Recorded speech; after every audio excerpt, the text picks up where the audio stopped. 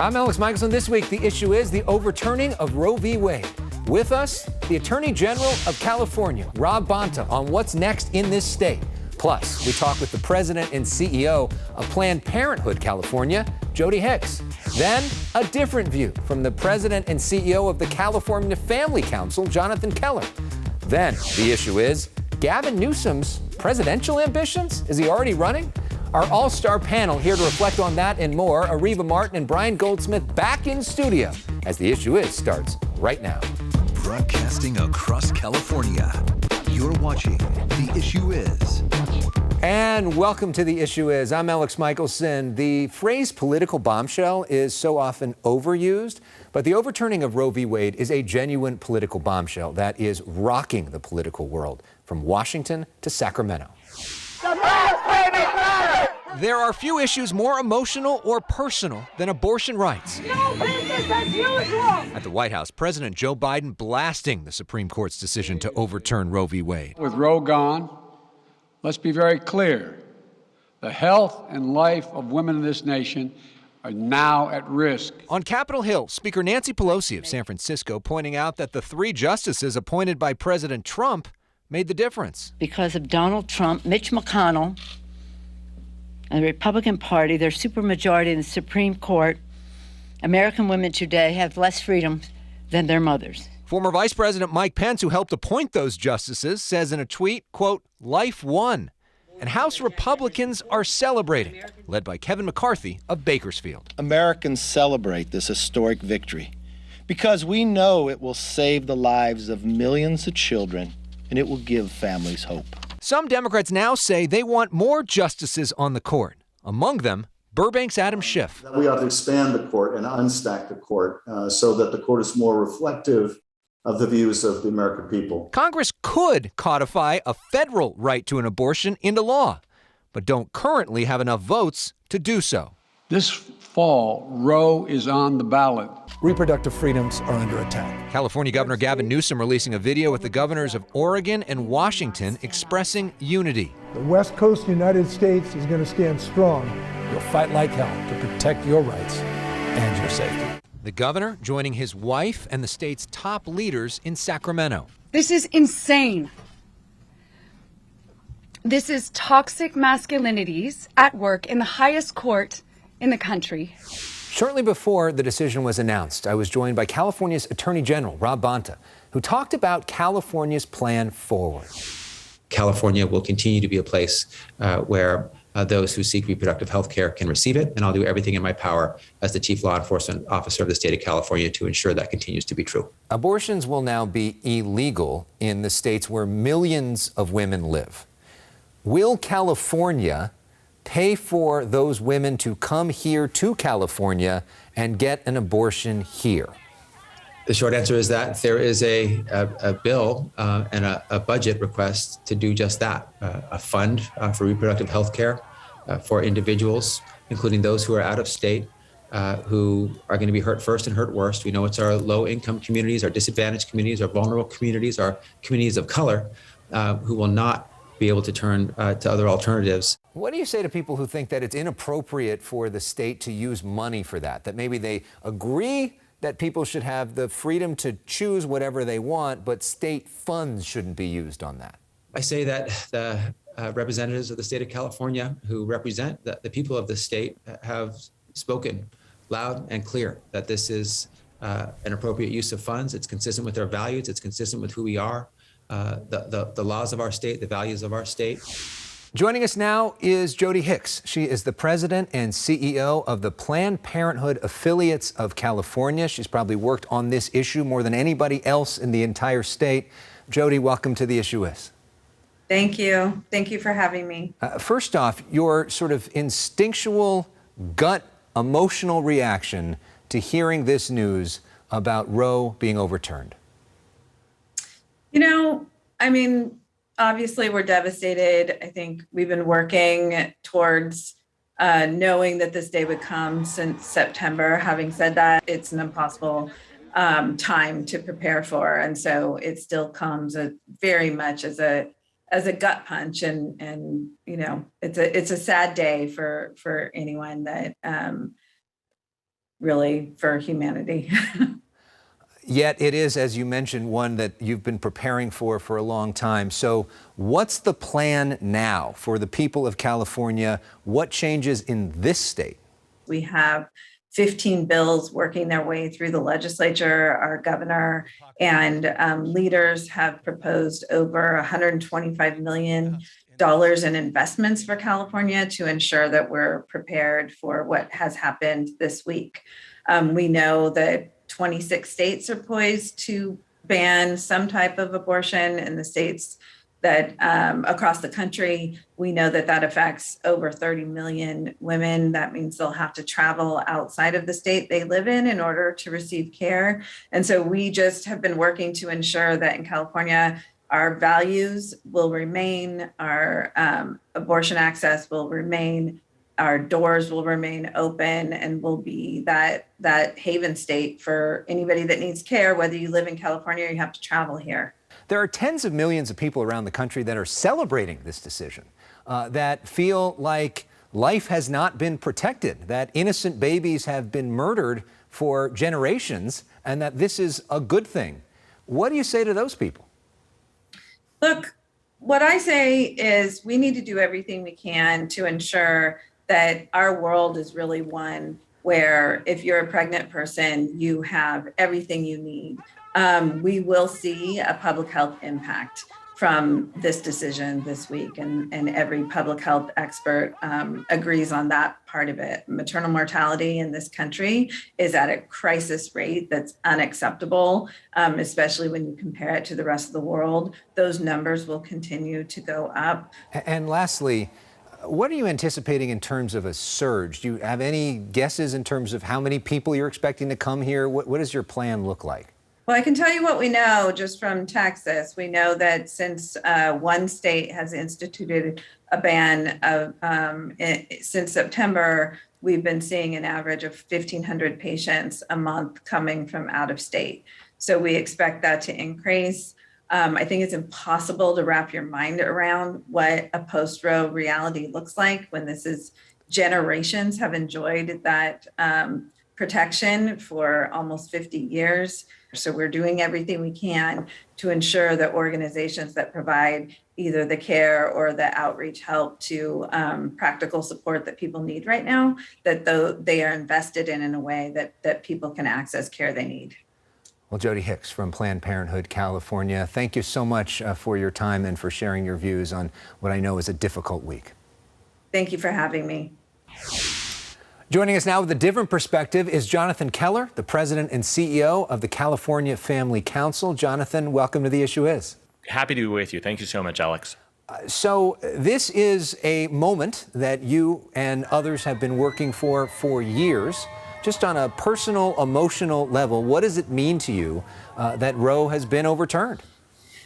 Well, it's interesting that you actually start with that. It's kind of surreal, to be honest. I started my involvement with the pro-life community, the pro-life issue, as a high school student. I was 14 years old. I was a freshman, and I had some friends that invited me to go and pray outside of an abortion clinic. And it was something that it kind of took over my life. I ended up going to school, Christian school, ended up working with a pro-life organization where I've now been in this work professionally for almost 20 years. And in some ways, I don't know that I ever thought we were actually going to get to this day. I mean, you always work for it and you believe that it's possible, but it's almost, I'm still kind of in shock that it's actually here. Now, you know the counter argument, which is great that you have that perspective, totally respect your beliefs. I've got a different belief. Why shouldn't I be able to have a choice to do what I want? What do you say to that? Setting aside the theology and the philosophy, just looking at this as the fact that you have lives that are in the womb. Biologically, they are human, and biologically, they are alive. And wanting to say that they are worthy of protection and respect. If what you're wanting goes forward, and it is going forward now in a lot of other states, there are going to be mothers that have babies that don't want them.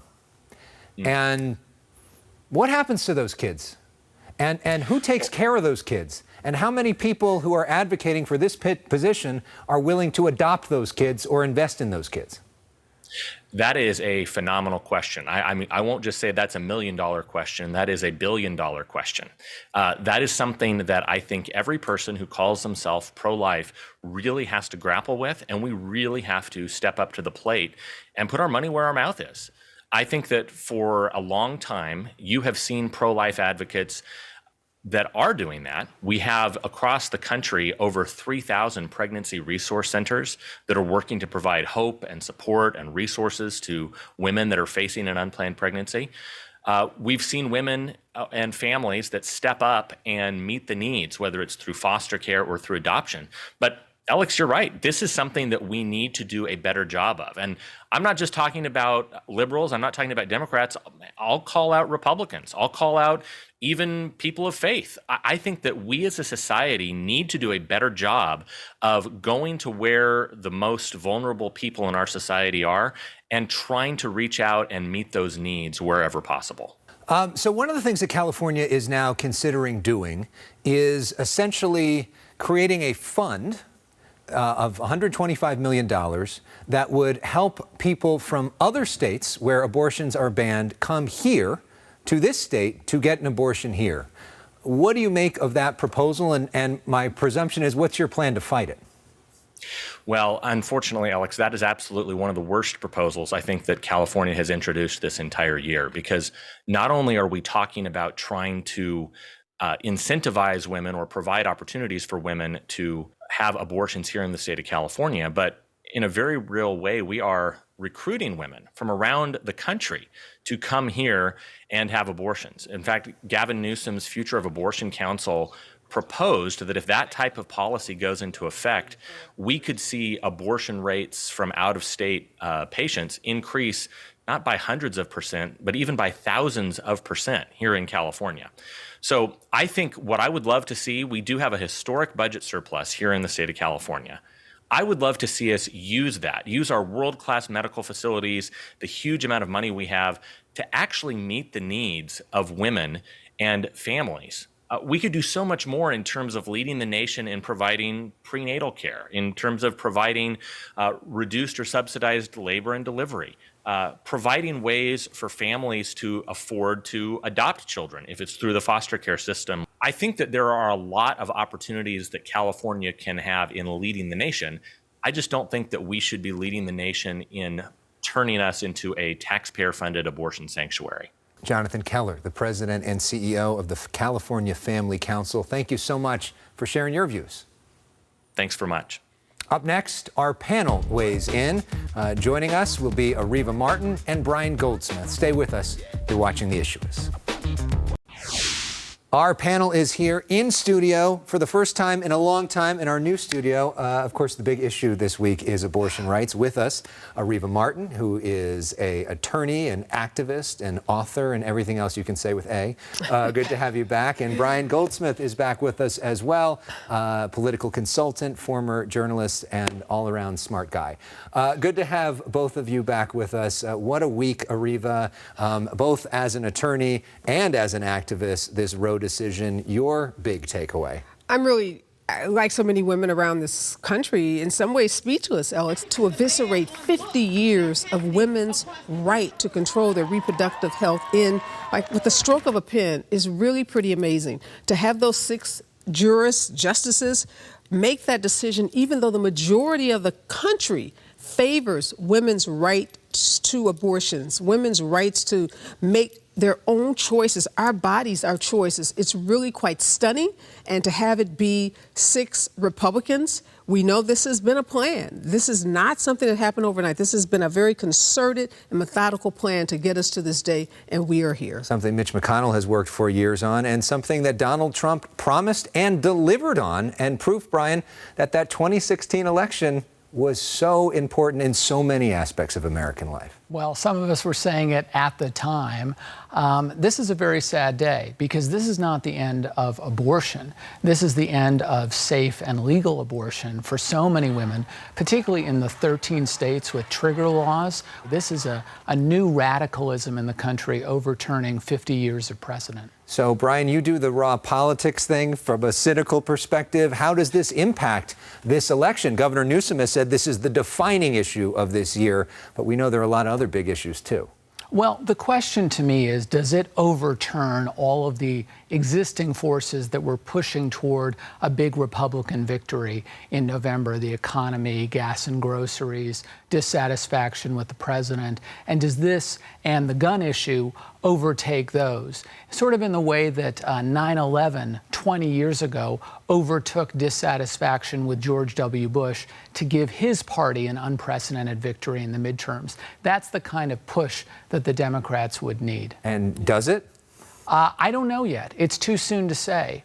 I think it has the possibility of awakening the sleeping giant of Democrats who turn out for presidential elections but not for midterm elections. That is what would be required. I think it's huge. I think, Brian, this is going to be that thing which catalyzes and galvanizes low propensity voters, young people, people of color, progressives. I think we're going to see them voting in the midterm elections in ways that we haven't seen in many, many years. But that, the Roe v. Wade decision, I've already heard from so many young women saying, look, I've got to now decide what state I want to move to for college, where I want to move to raise my family, to start my career, because what that state does around abortions is going to be important to me. Well, there are a lot of men with a lot at stake here, too. And in fact, the data suggests that young men are even more pro-choice than young women.